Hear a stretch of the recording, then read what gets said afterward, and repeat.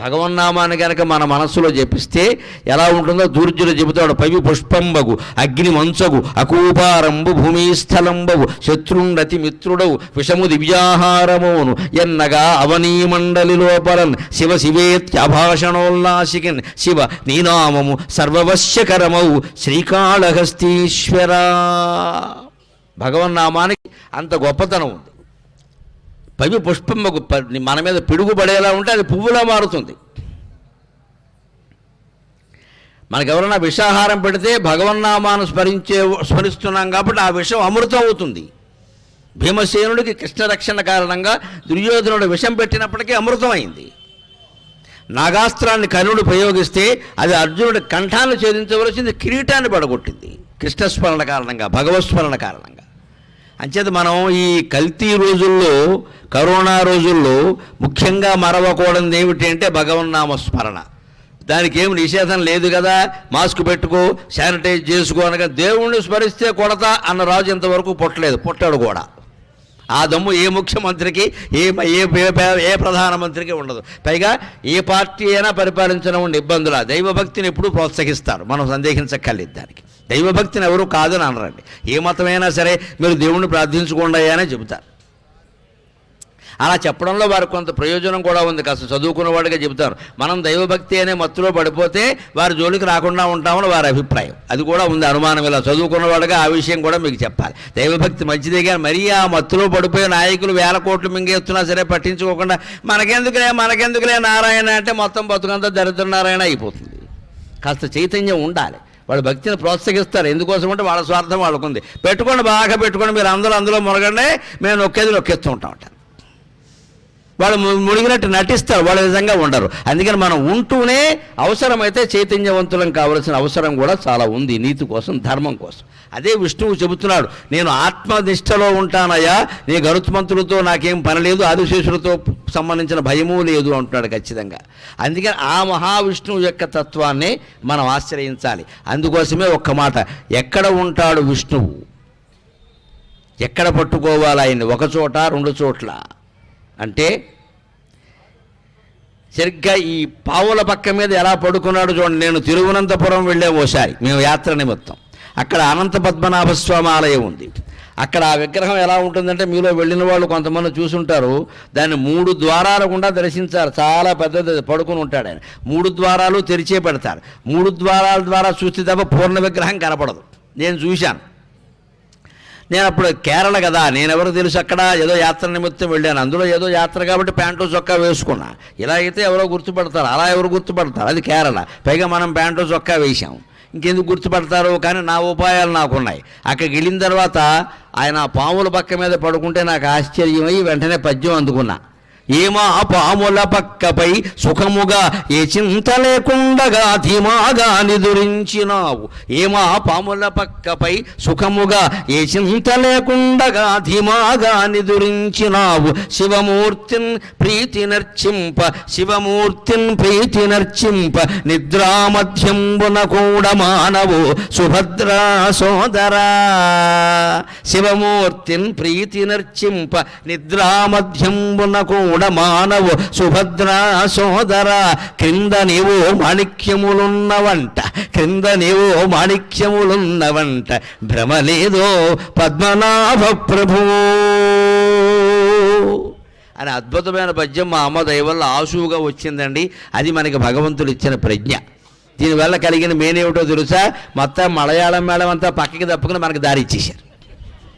వీడెవడో పద్యాలు పాడుతాడు, ఎవడు పాడతాడు మరి, తెలుగువాడే పాడతాడు. అందున అవధాని పాడతాడు, పిశుపాడు చిదంబర శాస్త్రి గారి వారసుడు పాడతాడు, మరొకడు ఎవడా పాడగలడండి అలా పద్యాలు ఆశువుగా. అప్పటికప్పుడు పద్యం అందుకునేసరికి అక్కడ ఉండే తెలుగు వాళ్ళు కొంతమంది ఆనందం చప్పట్లు కొట్టారు. మలయాళం వాళ్ళకి, తమిళం వాళ్ళకి అర్థమైపోయింది, వీడు ఎవడో గొప్పవాడు అబ్బాయి దారిచ్చేయండి అన్నారు. అంటే హాయిగా 3 ద్వారాల వెంబడి పరమాత్మను చూసినప్పుడు నాకు కలిగిన భావం ఇది, మహావిష్ణువు ఎంత గొప్ప తత్వం అయ్యా. పాముల పక్కపై సుఖముగా ఏ చింత లేకుండగా ధీమాగా నిదురించినావు. మా ఇంట్లో మేము శుభ్రంగా డబుల్ కాట పరుపు ఉన్నా సరే, 2 తరగడాలు ఉన్నా సరే, పక్కన కావలసిన వాళ్ళు భార్యో భర్తో హాయిగా సుఖంగా ఆరోగ్యంగా ఉన్నా సరే, పడుకోలేకపోతున్నామే, ఓ గంట నిద్ర పడితే 3 గంటలు మెలకు వచ్చేస్తుంది, పొరపాటున మెలకు వచ్చిందంటే మళ్ళీ నిద్ర పడడం లేదే. వేసవకాలంలో దోవలంటాం, చలికాలంలో చలి అంటాం, వర్షకాలంలోనేమో తడిసిపోయింది అంటాం, నేలంతా ఏదో రకంగా నిద్ర పడడం లేదే. పావులున్న పక్క మీద ఎలా పడుకుంటున్నా వయాసంలో నాకు అర్థం కావట్లా. పైగా అనంత పద్మనాభస్వామి విగ్రహాన్ని చూస్తే ఇంకో రహస్యం ఉంటుందండి. అక్కడ రామేశ్వరం క్షేత్రంలో శివుడు ఉంటాడు కదా, మరి అక్కడే కదా ఈయన ఉండే తిరువనంతపురం రామేశ్వరం అన్నీ దగ్గరే కదా, అక్కడే కదా. ఆ సముద్రంలో ఉండే శివుణ్ణి, రామేశ్వరంలో ఉండే శివుణ్ణి విష్ణువు అర్చిస్తాడు స్వయంగా. విష్ణువు శివభక్తుడు, శివుడు విష్ణు భక్తుడు. అది హిందూ ధర్మం అంటే మనం గుర్తుపెట్టుకోవాలి. ఎక్కడా భేదాలనేవి లేవు. అందుకే ఆయన అలా పడుకుని ఉన్నవాడు కింద అలా చెయ్యి ఉంటుందండి, కుడి చెయ్యి ఇలా కిందికి వేలాడుతూ ఉంటుందండి. ఆ చేతి నుంచి బొట్లు పడుతూ ఉంటాయి, నీటి బొట్లు. విష్ణువు సంకల్పమాత్రం కదా, సంకల్పమాత్రం చేత అభిషేకం. ఆ నీటి బొట్లు శివలింగం మీద పడుతూ ఉంటాయి. అందుకే నాకు అనిపించింది, శివమూర్తిని ప్రీతి నర్చింప నిద్రామత్యంబున కూడా మానవో సుభద్రా సోదరా. సుభద్రాదేవికి సోదరుడమైన శ్రీకృష్ణ పరమాత్మ స్వరూపమైన ఓ మహావిష్ణువ, నిద్ర మధ్యలో కూడా శివుణ్ణి అర్చించాల్సిందేనా? అంటే మనకి విష్ణువు ఏం చేస్తున్నాడు? నిద్రలో కూడా ఎప్పుడైనా మెలకు వస్తే ఎందుకు అనవసరంగా పాడుకల్లో పీడకల్లో పెట్టుకుని పక్క వాళ్ళని లేపవన్నీ చెప్పడం, నమశివాయ నమశివాయ అని జపం చేసుకోవచ్చు కదా సుఖంగా. అంచేత నిద్ర ఎప్పుడైనా పట్టకపోతే ఒక ఉపాయం ఉందండి, నేను మొహమాట పడకుండా ఆచరించి మీకు చెబుతున్నా. హాయిగా నిద్ర పడుతుంది. పట్టకపోయినా కూడా అలసట అనేది ఉండదు. నిద్ర పట్టని వాళ్ళు ఎప్పుడైనా మెలకు వస్తే వెళ్ళకిలా పడుకోండి, కుడివైపు ఎడంవైపు తిరక్కండి, గంతులు వేయకండి, కాలు మీ కాలు వేయకండి, టీవీ పెట్టకండి, ఏం చేయొద్దు, ఫోన్ అసలు ఆన్ చేయకండి, వెళ్ళకిలా పడుకోండి, గుండెల మీద చేతులు వేసుకోండి. నమ శివాయ నమ శివాయ నమ శివాయ, నమో నారాయణాయ నమో నారాయణాయ నమో నారాయణాయ, శ్రీమాత్రే నమ శ్రీమాత్రే నమ శ్రీమాత్రే నమః. ఈ నామాలలో ఏదో ఒక నామం జపించండి, ఎంతసేపు అయితే అంతసేపు. కానీ ఒక్కటే షరతు, నిద్ర పట్టనప్పుడు ఎప్పుడు కళ్ళు తెరవకూడదండి, పొరపాటును కూడా. అవసరమైతే కళ్ళకి ఓ సన్న రుమాలో ఓ తుండుగుడ్డ సన్నగా ఉండదో కట్టేసుకోవచ్చు, బలంగా కాదు, మామూలుగా తేలిగ్గా. కళ్ళు తెరవకుండా మీరు పడుకుంటే, వెళ్ళకిలా పడుకుంటే, మీరు రాత్రి 1 గంట మాత్రమే పడుకున్నప్పటికీ 7 గంటలు నిద్రపోయినట్టుగానే సమానమే. అలసట లేకుండా హాయిగా ఉంటారు, పొద్దున్నే ఏ చింత ఉండదు. మనకి తెలియక ఏం చేస్తూ ఉంటే అనవసరంగా లేవడం, మంచినీళ్ళు తాగడం, టీవీ పెట్టడం, ఏదో చేస్తూ ఉంటాం. అక్కడ నడిచి ఇక్కడ నడిచి రాత్రి నిద్రపోలేదని మళ్ళీ పగల పడుకోవడం, అదో దండగా ఇదో దండగా. సుఖమైన ఉపాయం ఇది. నేను చాలా ప్రయాణాల్లో ఉంటాను, ఇప్పుడు దేశ విదేశాలు కూడా. ఈ మధ్య కరోనా కారణంగా వెళ్ళడం లేదు. కానీ ఒక ప్రదేశం కాదు, ఒక లోకం కాదు. ఓ రోజు ఇంట్లో ఉంటాం, ఓ రోజు హోటల్లో ఉంటాం, ఓ రోజు ఎవరింటోనో ఉంటాం. నిద్ర ఎలా పడుతుందండి కొత్త ప్రదేశంలో? నేను అలవాటు చేసుకున్నది ఇది. ఆరోగ్య శాస్త్రం, పతంజలి యోగశాస్త్రంలో కూడా ఉంటుంది. వెళ్ళకిలా పడుకో, గుండెల మీద చేతులు వేసుకో, హాయిగా దుప్పటి కావాలంటే కప్పేసుకో, మంత్రం జపించు, వదలొద్దు, కళ్ళు తెరవద్దు, నామం వదలొద్దు, కళ్ళు తెరవద్దు. మొత్తం అలసట తగ్గిపోతుందండి. మీరు పడుకోక్కర్లేదు. మధ్యలో ఎప్పుడు పట్టట్లేదు 2 గంటలైంది నిద్ర పట్టట్లేదు అనొద్దు, గడియారాలు ఇవి చూడొద్దు. ఆందోళన ఎక్కువైపోతుంది అనవసరంగా. ఏం పర్వాలేదు పట్టకపోయినా. ఆశ్చర్యం ఏంటంటే ఆ నామజపం చేస్తే ఒక అరగంటలో నిద్ర పట్టేస్తుంది. ఎందుకంటే ఎప్పుడూ నిద్ర బాగా రావాలి అంటే సంస్కృతంలో ఒక కవి చెప్పాడు చమత్కారంగా, బ్రహ్మదేవుడు నిద్రాదేవతను సృష్టించేట. కథ చెప్తారు కదా, నిద్రాదేవత అందరికీ నిద్ర వచ్చేలా చేయమన్నట్టు. వెంటనే ఆవిడ అందుట, నా పని సుఖంగా జరగాలంటే నాకేమైనా ఉపాయం చెప్పండి అది. అంటే ఎవరి దగ్గరికి వెడితే సుఖంగా వెంటనే పడుకుంటాడు, ఎవరి దగ్గరికి వెడితే పడుకోడు. ఆయన బ్రహ్మదేవుడు శ్లోకం చెప్పాడు, ఒక కవి గారు రాశాడు. త్రీణి స్థానాన్యనిద్రాయాక చౌర్యద్యూత పరాంగనాక త్రీణి స్థానాన్ని నిద్రాయాక స్వభార్య పుస్తకం జప అన్నాడు శుభ్రంగా. 3 దగ్గరికి వెళ్ళక నిద్రాదేవి, వాళ్ళ 3 పడుకోరు, ఎవరిని పడుకోనివ్వరు. ఎవరండి ఆ 3 అంటే, చౌర్య దొంగ దగ్గరికి వెళ్ళక వాడు పడుకోడు, వాడు వర్కింగ్ ఆఫీస్ టైమింగ్స్ అవి, వాడు వర్కింగ్ అవర్సే రాత్రి, వాడు ఎలా పడుకుంటాడు? దొంగ పడుకోడు, వాడి దగ్గరికి వెళ్ళకు.